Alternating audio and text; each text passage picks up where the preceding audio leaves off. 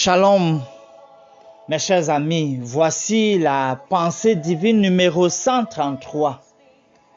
La confiance au milieu d'un apparent désespoir. Psaume 31.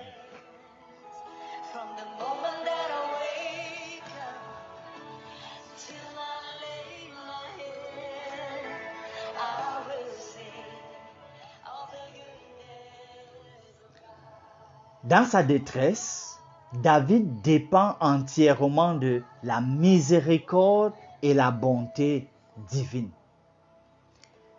Versets 1 et 2. Il sait très bien et il est convaincu du caractère de Dieu qui sauve. Les versets 3 à 5. Dieu, par essence, il sauve.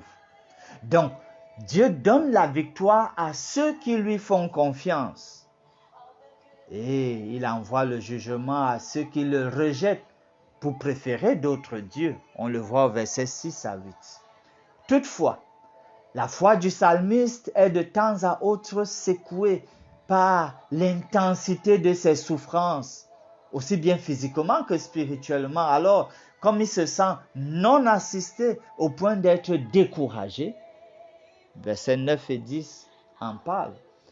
On voit que ses ennemis ont comploté contre lui, alors que ses amis l'ont déserté. Les versets 11 à 13 en parlent. Au milieu de tout cela, le psalmiste exprime sa confiance en l'amour constant de Dieu. Et il croit que l'Éternel le délivrera et détruira ses ennemis. Les versets 14 à 18 en parlent.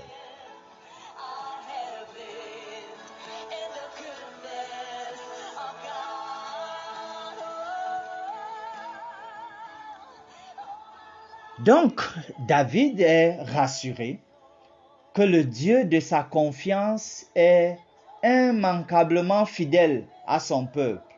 Versets 19 et 20. Il se souvient de comment il l'avait sauvé dans le passé. Et ça, c'est intéressant, ce que David fait là. Se souvenir de la manière dont Dieu l'a sauvé dans le passé. Versets 21 et 22.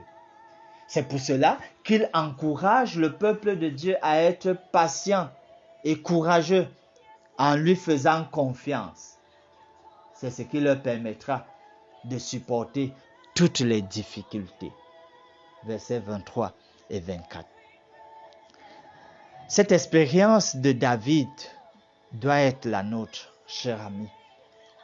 Pouvoir nous souvenir de ce que Dieu a fait pour nous dans le passé va non seulement nous motiver pour le présent, mais surtout nous donner confiance pour le futur.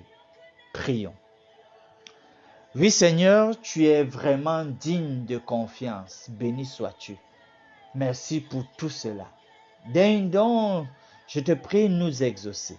Toi qui demeures immanquablement fidèle. Toi qui es le même hier, aujourd'hui et éternellement. Nous prions au nom de Jésus. Amen.